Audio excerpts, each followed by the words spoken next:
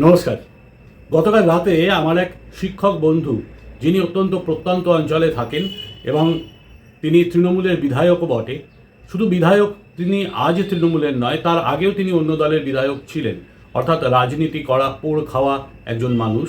সে আমাকে কালকে ফোন করলো যে তুই হঠাৎ আজকে একটা ভিডিও পোস্ট করলি, সেখানে তোর একটা প্রেডিকশন দিয়েছিস, সেখানে তুই বলছিস 133টা পেতে পারে তৃণমূল কংগ্রেস, 133টা পেতে পারে বিজেপি, কিন্তু তুই বলছিস যে কংগ্রেস ও বাম পাবে হচ্ছে 28টা আসন।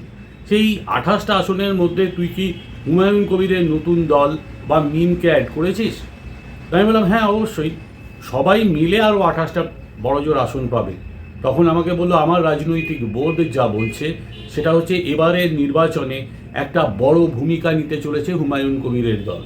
অর্থাৎ হুমায়ুন কবির এবং মিম যদি আজকে একসাথে লড়ে, কোনো কারণে তারা সিট অ্যাডজাস্ট করে কংগ্রেস ও বামফ্রন্টের সাথে, তাহলে কিন্তু এইবার নির্বাচনে ত্রিমুখী লড়াই হবে। একটা কথা খুব পরিষ্কার, সেটা হচ্ছে মূল লড়াইটা কিন্তু হবে হচ্ছে ধর্মের ভিত্তিতে। কথাটা যখন আমাকে বলল, আমি অনেকক্ষণ ধরে ভাবলাম যে সত্যি তো কথাটা খুব ভুল বলছে না। তার কারণ পশ্চিমবঙ্গে 294টা আসনের মধ্যে 94টা আসন হচ্ছে মুসলমান অধ্যুষিত, এবং এই 94টা আসনে অতি অবশ্যই হুমায়ুন কবির নিজের নতুন দল মিম এবং আইএসএফকে নিয়ে লড়বে। এর বাদ বাকি যে আসনগুলো থাকবে সেই আসনগুলো তারা ছেড়ে দেবে কংগ্রেস এবং বামফ্রন্টকে। একটা জায়গা খুব পরিষ্কার, সেটা হচ্ছে এই মুহূর্তের পরিস্থিতি কিন্তু ভয়ঙ্কর। কেন? যে জায়গাটা হুমায়ুন কবির আন্দাজও করতে পারেননি, সেই সমর্থন উনি পেয়ে গেছেন। 2024 সালের 12ই ডিসেম্বর হুমায়ুন কবির ঘোষণা করেছিলেন যে আমি বাবরি মসজিদ তৈরি করব। তখন তার বিরুদ্ধে কোনো পদক্ষেপ নেওয়া হয়নি এবং তাকে কিছু বলাও হয়নি, বরঞ্চ সেখানে হাওয়া দেওয়া হয়েছে। আজ 2025-এর 4 ডিসেম্বর অবধি বহিষ্কার নয়, সাসপেন্ড করা হলো। কিন্তু এই যে পিরিয়ডটা, এই পিরিয়ডে কিন্তু হুমায়ুন কবির অনেক কিছু বলেছেন যেটা অতি অবশ্যই মুসলমানদের সংহত করে। তার মধ্যে একটা ব্যাপার নিয়ে তিনি খুব খুল্লা বলেছেন, সেটা হচ্ছে ওয়াকফ আইন। ওয়াকফ সম্পত্তি নথিভুক্ত করা নিয়ে মুসলমান সমাজের একটা আপত্তি কিন্তু প্রথম থেকেই ছিল। তারা আন্দোলন করতে চেয়েছিলেন, কিন্তু শেষ মুহূর্তে 6 মাস সময় দেওয়ার পরেও শেষ মুহূর্তে অর্থাৎ দিন 7 আগে যখন শাসক বললেন যে না, ওয়াকফ সম্পত্তি আপলোড করতে হবে কেন্দ্রীয় সরকারের পোর্টালে, তখন কিন্তু এই সমাজ একটা কথা বুঝে গেল, সেটা হচ্ছে আমরা এতদিন ব্যবহৃত হয়েছি, আমাদের স্বার্থ কিন্তু দেখা হচ্ছে না। এইবার যে ব্যাপারটা দেখা গেল সেটা হচ্ছে বাবরি মসজিদ তৈরি হবে। সেখানে দলে দলে মুসলমানরা এলেন, তারা তাদের দান দিলেন এবং প্রত্যাশার চেয়ে অনেক বেশি টাকা এর মধ্যেই হুমায়ুন কবিরের এই বাবরি মসজিদের যে অ্যাকাউন্ট সেখানে পড়েছে। ক্যাশ, অনলাইন ট্রানজাকশন, চেক সব মিলে সেই অ্যামাউন্টটা কিন্তু বড্ড বেশি। অর্থাৎ হুমায়ুনকে কিন্তু বাঘের পিঠে চড়িয়ে দেওয়া হয়েছে, তখন তাকে সেখান থেকে নামানো মুশকিল। এখন মুসলমানরা সংহত হচ্ছে হুমায়ুন কবির কী করবেন। হুমায়ুন কবির 22শে ডিসেম্বর সম্ভবত মুর্শিদাবাদের টেলিগ্রাফ মোড়ে একটি সভা ডেকেছেন। সেই সভায় তিনি প্রথমে প্রত্যাশা করেছিলেন 50,000 লোক, এখন তিনি দেখছেন সেটা 1 লাখ ছাপিয়ে যাবে। যার জন্যে আমি জানি না সে কীভাবে ব্যাপারটাকে কন্ট্রোল করবেন। প্রচুর লোক আসছেন হুমায়ুন কবিরের নতুন ঘোষিত দলে যোগ দিতে, এবং তারা সবাই ধর্মে মুসলমান। দেখুন, অনেকেই এটা বলছে এটা তৃণমূলের খেলা। হয়তো তৃণমূল শুরু করেছিল, কিন্তু এই মুহূর্তে তাদের হাতের বাইরে চলে গেছে খেলাটা। তার কারণ হুমায়ুন কবিরকে দিয়ে হয়তো তারা চেষ্টা করেছিলেন মুসলমান সমাজকে ঠান্ডা রাখতে, কিন্তু যেটা হয়েছে সেটা হচ্ছে হুমায়ুন কবির এখন জনতার চাপে তিনি এমন জায়গায় অবস্থান করছেন, সেখান থেকে তার ফেরার কোনো রাস্তা নেই। তার মানে তাকে নতুন দল গড়তেই হবে এবং সেই দল নিয়ে তাকে লড়তেও হবে। এই জায়গাটায় কিন্তু তৃণমূলের যথেষ্ট বিপদের আশঙ্কা আছে।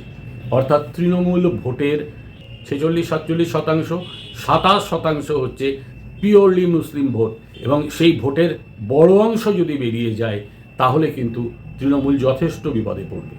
ভালো করে খেয়াল করে দেখুন বিহারের নির্বাচনে কী হয়েছে। বিজেপি এবং নীতিশের জনতা দল তারা পেয়েছে মাত্র 40% ভোট। 60% ভোট কিন্তু বিপক্ষে পড়েছে, কিন্তু ভোট কাটাকাটিতে অ্যাবসলিউট মেজরিটি পেয়েছে বিজেপি এবং নীতিশ কুমারের দল। তার মানে আমরা এখানে দাঁড়িয়ে যে ব্যাপারটা দেখতে চলেছি সেটা হচ্ছে দুই ধর্মের যুদ্ধ। প্রশ্ন আসছে এটা বিজেপির একটা খেলা, কেননা আসাদ উদ্দিন ওয়েসিকে বলা হয় বিজেপির নাকি বি টিম, কিন্তু সত্যি কি তাই? সত্যি যদি তাই হয় তাহলে তার বক্তব্য শুনবেন, তা কিন্তু ঠিক নয়। অর্থাৎ এই AIMIM অর্থাৎ মিম যাদের বলা হয়, তারা যদি হুমায়ুন কবিরের হাত ধরে তাহলে কিন্তু সেই জোট প্রচণ্ড রকমের শক্তিশালী হয়ে যাবে।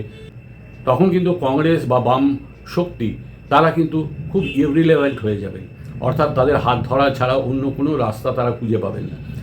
এইবার যে জায়গাটায় পরিষ্কার আসি সেটা হচ্ছে বিজেপি এর পেছনে থেকে লাভটা কী? কেননা যদি বাবরি মসজিদ হয় সেখানে কিন্তু একটা টেনশন সৃষ্টি হবে।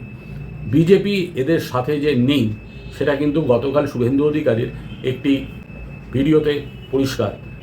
বিজেপির যে 40% ভোট তারা রিটেইন করছে, অর্থাৎ সবসময় তারা 40% আশেপাশে 38, 39, 40%-এর যে ভোটটা পায় সে ভোটটা পিওরলি হিন্দু ভোট, এবং খুব সামান্য 1%-এরও নিচে হচ্ছে মুসলিম রাষ্ট্রবাদীদের ভোট। যে কথাটা কালকে শুভেন্দু অধিকারী পরিষ্কার বলেছেন যে সমস্যা তৃণমূল বুঝুক। বলছি হুমায়ুন কবির আজকে একটু আগে বলছে যে আপনার এগেন্স্টে ক্যান্ডিডেট দেবে, মমতা ব্যানার্জির এগেন্স্টেও ক্যান্ডিডেট দেবে, এবং ওয়াকফ নিয়ে মমতা বন্দ্যোপাধ্যায় যেভাবে মুসলমানদের লিলিয়ে দিয়েছিলেন সেটা মমতা বন্দ্যোপাধ্যায় বুঝেও তারপরে মুসলমানদের সঙ্গে বিশ্বাসঘাতকতা করলেন, সেই জন্য তাই দলবদল ইত্যাদি ইত্যাদি। আমি তার দলবদল নিয়ে, মুসলিমদের নিয়ে আমি কিছু বলবো না, সেটা উনার ব্যাপার, উনি বলবেন। উনি স্ট্রং মুসলিম কার্ড খেলছেন, মুসলিমদের এক করতে চাইছেন, এটা ওপেনলি বলছেন যে মুসলিমদের, উনি তো 148 চাইছেন না, 90টা চাইছেন, এবং যেখানে মুসলিম ভোট নির্ণায়ক শক্তি সেটা তিনি বেছে নিয়েছেন। অর্থাৎ তিনি তার লাইনে আছেন, বলছেন, আমার কোনো সমস্যা নেই। ভারতীয় জনতা পার্টির এতে কোনো অসুবিধা হবে না, কারণ উনি যে ভোটের দিকে তাকিয়ে যাচ্ছেন সেই ভোট 2021-এর নির্বাচনে শোভনদেব চট্টোপাধ্যায় পেয়েছিল, তারপরে উপনির্বাচনে মমতা ব্যানার্জি পেয়েছিল, 2024 সালে মালা রায় পেয়েছিল, দেবশ্রী চৌধুরী পায়নি। কারণ ওই 8টা ওয়ার্ডের মধ্যে 5টা ওয়ার্ডে বিজেপির লিড ছিল, এবং মূলত হিন্দু প্রধান বুথগুলোতে বিজেপি লিড নিয়েছে। মোট 205টা বুথের মধ্যে অধিকাংশ বুথেই বিজেপির লিড ছিল, এবং সেটা হিন্দু প্রধান বুথ।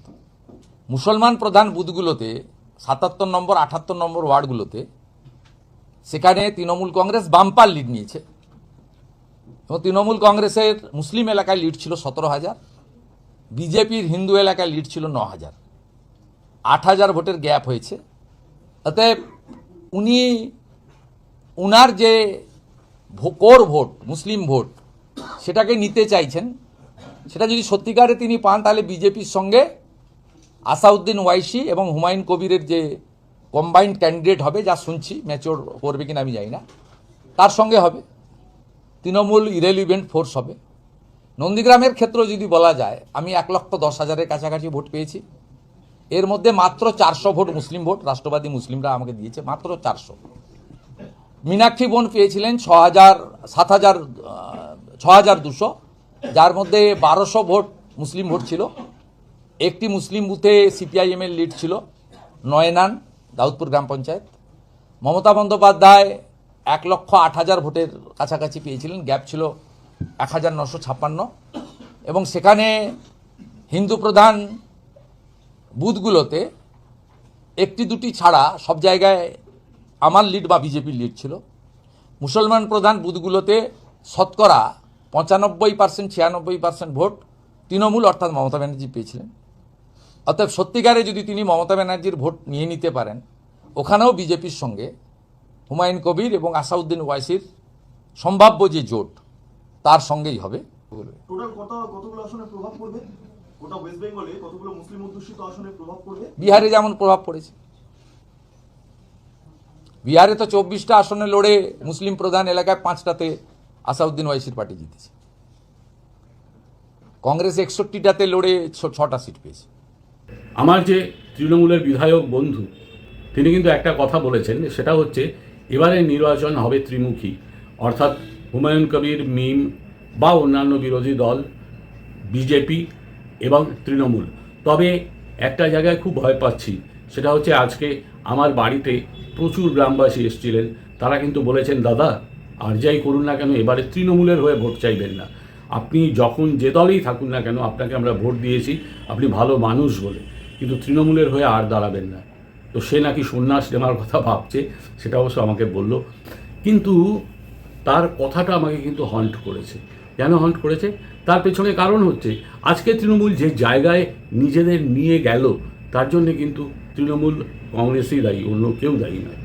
আজ যখন দেখছি পশ্চিমবঙ্গে উন্নয়ন শূন্য, অর্থাৎ আজকে যদি দেখা যায় যে মাইক্রোসফট যারা ভারতে 1.5 লক্ষ কোটি টাকা ইনভেস্ট করবে, অ্যামাজন 314 কোটি টাকা তারা ইনভেস্ট করবে, কিন্তু এই ইনভেস্টমেন্টটা কোথায় হবে? ভারতে কিন্তু পশ্চিমবঙ্গে একটাও হচ্ছে না।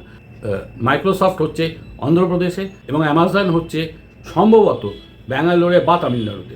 এবার প্রশ্ন হচ্ছে, আমরা তাহলে পশ্চিমবঙ্গ কেন আজকে এই জায়গায়? পশ্চিমবঙ্গ এই জায়গায় তার পেছনে কারণ হচ্ছে আমাদের অবকাঠামো নেই বললেই চলে। রাস্তাঘাট বাদ দিন, তারপরেও যেটা আছে সেটা হচ্ছে এসইজেড অঞ্চল আমরা কিন্তু আজ অব্দি তৈরি করতে পারিনি। এসইজেড অঞ্চল মানে হচ্ছে স্পেশাল ইকোনমিক জোন, যেখানে নতুন ইনভেস্টমেন্ট যারা করবে তারা যদি সেখানে করে তারা অনেক সরকারি কর থেকে রেহাই পায়। সেই জায়গাটা কিন্তু আমরা করতে পারিনি। চেষ্টা করেছিল বামফ্রন্ট সরকার, কিন্তু তাদের পট পরিবর্তনের পরে এখানে আমি একদম পরিষ্কার নাম করেই বলে দিই, শিল্পমন্ত্রী ছিলেন পার্থ চ্যাটার্জি, তিনি কিছুতেই এই ব্যাপারটাকে সহমত হননি। অর্থাৎ পশ্চিমবঙ্গে তুমি নতুন স্টার্ট আপ করলেও তোমাকে কর দিতে হবে অ্যাজ পার আদার্স। এইভাবে তো হয় না। এই তো পশ্চিমবঙ্গের অবস্থা। কাজেই আমি এখানে সহমত যে এইবার আমার প্রেডিকশন ভুল হোক, কিন্তু একটাই হোক, সেটা হচ্ছে পশ্চিমবঙ্গে পরিবর্তন আসুক। এবং পশ্চিমবঙ্গের পরিবর্তনের ক্ষেত্রে বারবার করে বলছি, হুমায়ুন একটা ফ্যাক্টর হতো। এবার আপনি জিজ্ঞেস করতে পারেন, হুমায়ুনকে আপনি চেনেন? হুমায়ুন সম্পর্কে জানেন? যে হুমায়ুন সম্পর্কে বলছেন, আমি হুমায়ুনকে 1986 সালে প্রথম দেখি ছাত্র পরিষদের একজন নেতা হিসেবে। কলকাতা বিশ্ববিদ্যালয়ে একটি ছাত্র পরিষদের অনুষ্ঠানে তিনি এসেছিলেন এবং তিনি মাটির গন্ধ খুব ভালো চেনেন। 1986 সালে তিনি এসে যে বক্তব্যটা রেখেছিলেন, সেই বক্তব্যটা শুনে আমার মনে হয়েছিল একদম মাটির গন্ধ মাখা বক্তব্য। তার রাজনৈতিক কেরিয়ারে 2013 সাল অবধি তিনি ছিলেন কংগ্রেসে। সেখান থেকে তিনি 2013 সালে রেজিগনেশন দেন এবং রেজিগনেশন দিয়ে তিনি আসেন তৃণমূলে, এবং তৃণমূলে আসার পরে তারপরে তিনি রেজিনগরের বিধায়ক ছিলেন। 2016 সালে তিনি তৃণমূল থেকে বিতাড়িত হন এবং 2018 সালে তিনি জয়েন করেন বিজেপিতে।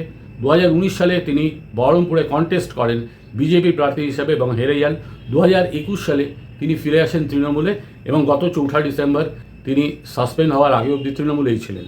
কিন্তু এই মুহূর্তে তিনি নতুন দল করতে চাইছেন। তার নতুন দল মুসলমান সমাজকে যে স্বপ্ন দেখাচ্ছে, সেই স্বপ্নের ঢেউ কিন্তু লাগবে আগামী 2026-এর নির্বাচনে।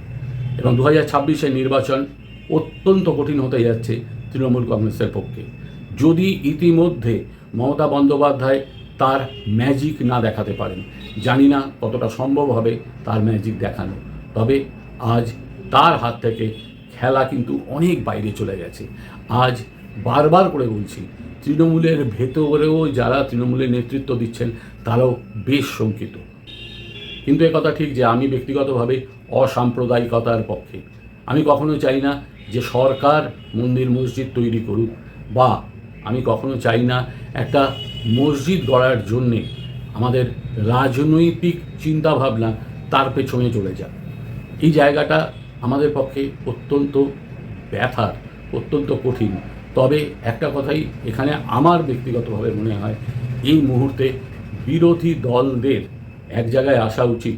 অন্তত হুমায়ুন কবিরকে এটুকু বোঝানো উচিত যে না, ধর্ম শুধু নয়, আমাদের যেটা চাই সেটা হচ্ছে অধিকার। এখানে কিন্তু সিপিএম এবং কংগ্রেসকে একটা ভূমিকা নিতেই হবে। যদি তারা না নেন, তারা কিন্তু অদৃশ্য হয়ে যাবেন জনমানবের থেকে এবং রাজ করে যাবে ধর্ম। এটুকুই বলার। নমস্কার, ভালো থাকবেন, আসবেন আমার চ্যানেলে। যদি আমার বক্তব্য ভালো লাগে দয়া করে চ্যানেলটাকে সাবস্ক্রাইব করবেন এবং লাইক শেয়ার করবেন, তাহলে চ্যানেলের মুভমেন্ট বাড়ে।